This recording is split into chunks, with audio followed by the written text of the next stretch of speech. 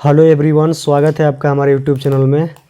आज हम लोग मैथ के इम्पोर्टेंट ऑब्जेक्टिव क्वेश्चन को देखेंगे। जो पिछले वीडियो में मैंने पढ़ा है उसका डिस्क्रिप्शन में हम लिंक दे देंगे। चलिए, क्वेश्चन नंबर जो आपका 81 है, क्वेश्चन नंबर 81, आप क्वेश्चन नंबर छोड़िए, आप सीखिए प्रश्नों को। प्रश्न कह रहा है कि दो वृत्तों के त्रिज्याओं का अनुपात 2:3 है, तो उनके क्षेत्रफलों का अनुपात क्या होगा। तो इस तरह के जब भी प्रश्न आपको मिलेंगे तो आप बिल्कुल इजी तरीके से इसको बना सकते हैं।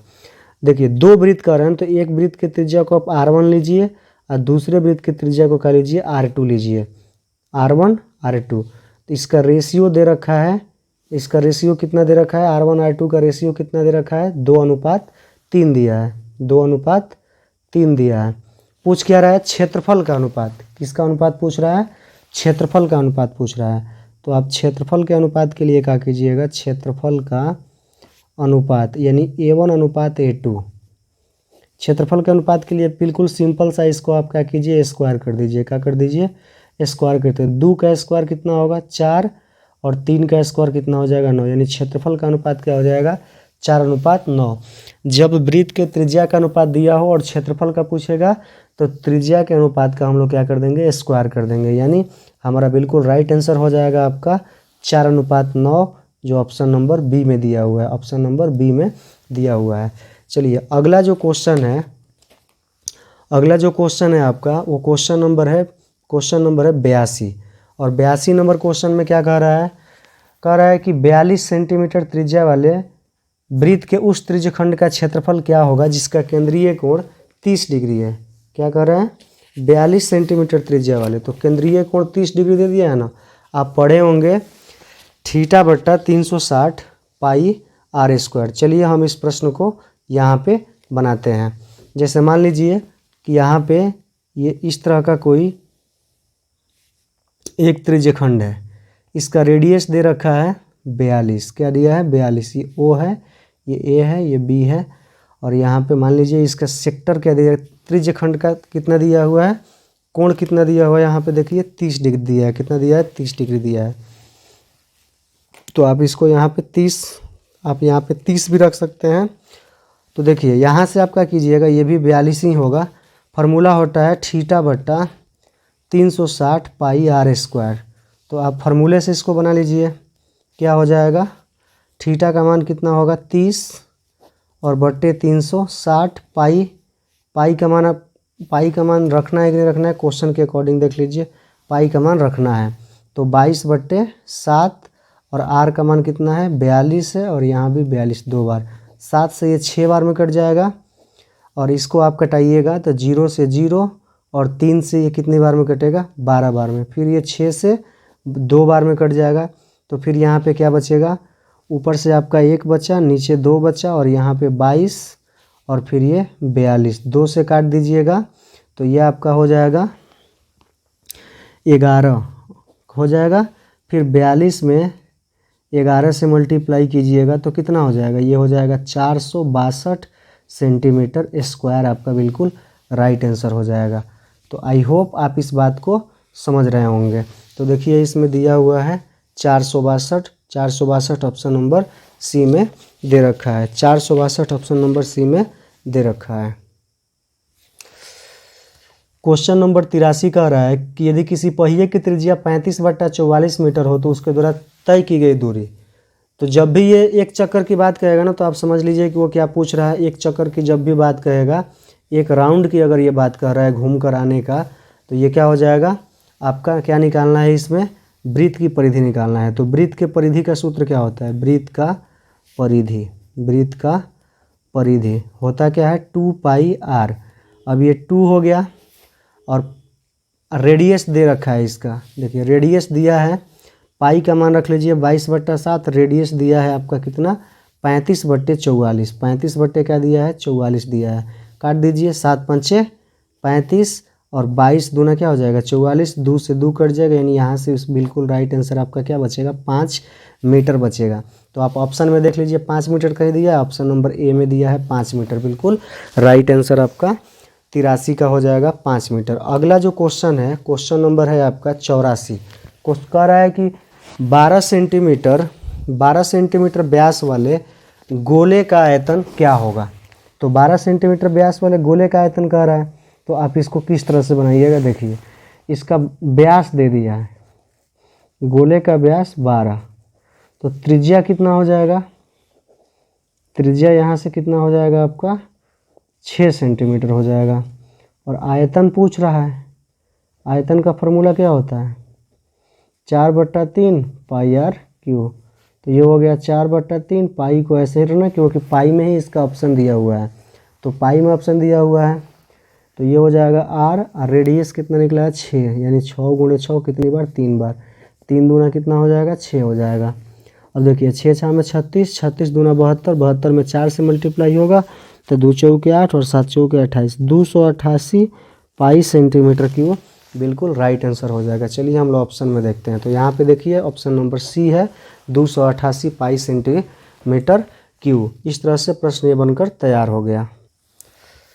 क्वेश्चन नंबर 85 जो है उसमें कह रहा है कि दो बेलन के त्रिज्याओं का अनुपात 2:5 है और उनकी ऊंचाई का अनुपात 5:2 है, तो आयतन का अनुपात क्या होगा। इस तरह के प्रश्नों को आप बिल्कुल आसानी से बनाइएगा। देखिए सबसे पहले हम बेसिक बताते हैं।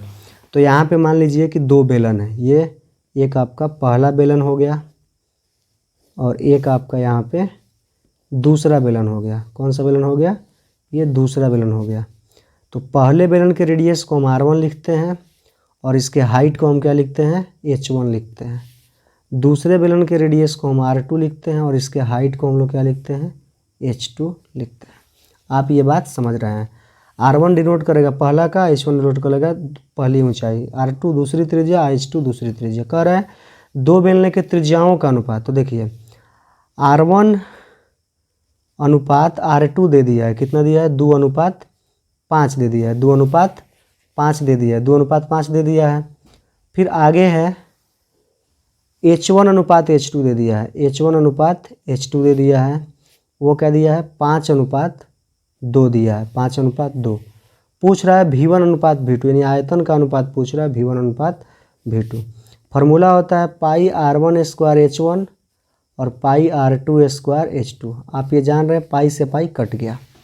अब देखिए r1 का स्क्वायर मतलब क्या हो गया, r1 का मान यहाँ पे कितना है 2 है, 2 का स्क्वायर, h1 का मान 5 है। फिर r2 का स्क्वायर मतलब क्या 5 का स्क्वायर, h2 का मान कितना है 2। आगे आप देखिएगा तो ये 2 दूना 4 5 कितना हो जाएगा 20 और ये हो जाएगा 5 5 25, 5 5 25 हो जाएगा और ये 25 दूना कितना हो जाएगा 50 हो जाएगा, 25 दूना क्या हो जाएगा 50 हो जाएगा। यानी यहाँ से जो आ रहा है 20:50 आ रहा है, 0 0 कट जाएगा तो ये हो जाएगा 2:5। कितना हो जाएगा 2:5 हो जाएगा। आप बात को समझ रहे होंगे। तो चलिए ऑप्शन में हम आते हैं। ऑप्शन में हमारा दिया हुआ है ऑप्शन नंबर बी 2:5। इस तरह के प्रश्नों को आप इस तरह से फुल डिटेल में बना सकते हैं। शॉर्ट में बनाना तो आप क्या कीजिएगा, सबसे आसान तरीका है पहले r1 और r2 लिखिएगा, h1 और h2 लिखिएगा और क्या कीजिएगा कि पहला का स्क्वायर कीजिएगा और इसमें मल्टीप्लाई कीजिए, फिर दूसरा का भी स्क्वायर करके इसमें मल्टीप्लाई कीजिएगा। 2 दूना 4 5 20 और 5 5 25 दूना 50 हो जाएगा और 0 0 कटा दिए। यहाँ पे देख रहे हैं डिटेल जो बनाए हैं हम उसमें। तो चलिए आप इस प्रश्न को समझ गए होंगे उम्मीद है। अगला क्वेश्चन है आपका क्वेश्चन नंबर जो 86 है, वो 86 नंबर प्रश्न क्या है आपका कि किसी घन का आयतन 2744 है तो घन की भुजा क्या होगी। तो देखिए घन का आयतन क्या होता है, भुजा की होता है। आपको इसमें इस प्रश्न को बनाते समय जो मेंसुरेशन का प्रश्न है फार्मूला पता होना चाहिए। फार्मूला जब पता होगा तभी आप इस प्रश्न को बना पाएंगे। घन का आयतन कितना दिया है 2744, तो घन का आयतन दे दिया है, घन का आयतन कितना है 2744 है। 27 क्या है 44 है। अब बताइए घन का आयतन ये है, ये हो जाएगा भुजा क्यों और ये हो गया 2744 सेंटीमीटर क्यूब। केवल भुजा बराबर क्या होगा, ये रूट में है, ये अंडर रूट में क्यूब हो जाएगा 2744 का। और 2744 का जब आप घनमूल निकालिएगा तो ये किसका घनमूल होता है 14 का होता है। आप कह रहे होंगे कि ये कैसे आएगा सर, तो आप इसको कटा लीजिएगा और कटाने के बाद आपका ये आ जाएगा। जैसे मान लीजिए हम आपको रफ में यहाँ पे बताते हैं 2744 से आप इसको ऐसे कटाइए, फैक्टर कीजिए। 2 से कीजिएगा 13 दूना 26 और 2 से 14 72 हो जाएगा। 2 से कीजिए 2 छके 12 और फिर यहाँ से क्या हो जाएगा 2 अट्ठे 16 फिर 2 छके 12। 2 से कीजिएगा ये हो जाएगा 343 और 7 से कीजिएगा ये हो जाएगा 49। और फिर जब इसको हम आगे बढ़ाएंगे तो फिर ये 7 से कितना हो जाएगा 7 और 7 से हो जाएगा 1। यहाँ पे देखिएगा तो यहाँ से देखिए 3 गो 2 आ रहा है और यहाँ पे 3 गो 7 आ रहा है, तो यहाँ से एगो 2 ले लीजिए और यहाँ से एगो 7, 3 का जोड़ लगता है 14 हो जाएगा। क्या हो जाएगा 14, यानी 27 44 का जो घनमूल होता है वो किसका घनमूल होता है 14 का घनमूल होता है। इस तरह से इसका बिल्कुल राइट आंसर क्या हो जाएगा आपका ऑप्शन नंबर ए 14 हो जाएगा। क्या हो जाएगा 14 हो जाएगा। अगला जो इसमें क्वेश्चन है 87 नंबर है क्वेश्चन ये, cos 59 बट्टा साइन 31, cos 59 बट्टा साइन 31 tan 80 बट्टा cot 10। तो इस तरह के प्रश्नों को आपको बनाने की ज़रूरत नहीं है। बट्टा वाला और इंटू वाला जब भी प्रश्न आएगा तो इसका आप आंसर हमेशा एक मारिएगा। क्या मारिएगा 1 मारिएगा। क्यों? क्योंकि इसको बनाते समय भी इसका आंसर क्या आएगा, एक यहाँ से भी 1 आएगा और यहाँ से 1 गुणे 1 क्या होता है 1 ही होता है। क्या होता है 1 ही होता है। क्वेश्चन नंबर 88 है, एक घनाभ के 3 संलग्न फलकों को क्षेत्रफल XYZ है तो उसका आयतन क्या हो जाएगा। तो देख लीजिए जब इसका 3 संलग्न फलक दिया है तो आयतन की अगर बात कहेगा तो आयतन क्या हो जाएगा, आयतन आपको पता है भुजा क्यूब होता है, तो ये हो जाएगा आपका ऑप्शन नंबर डी √XYZ हो जाएगा, ³ हो जाएगा। अगला जो क्वेश्चन है आपका वो क्वेश्चन नंबर है कितना नंबर 79 नंबर क्वेश्चन है। कितना नंबर है 89 नंबर है। कह रहा है कि शंकु की त्रिज्या r और ऊंचाई h, तो शंकु का आयतन पूछ रहा है तो आपको फार्मूला पते हैं क्या होगा 1/3 πr² h। Option number B हो जाएगा। ऑप्शन नंबर क्या हो जाएगा बी। उम्मीद है कि हमने जो 8 से 9 क्वेश्चन कराया वो आपके एग्ज़ाम के लिए काफ़ी इम्पोर्टेंट है। अगर आप हमारे चैनल पर नए होंगे तो चैनल को आप सब्सक्राइब कीजिएगा और अपने दोस्तों में इस वीडियो को शेयर कीजिएगा। फिर नए वीडियो में हम लोग मिलते हैं।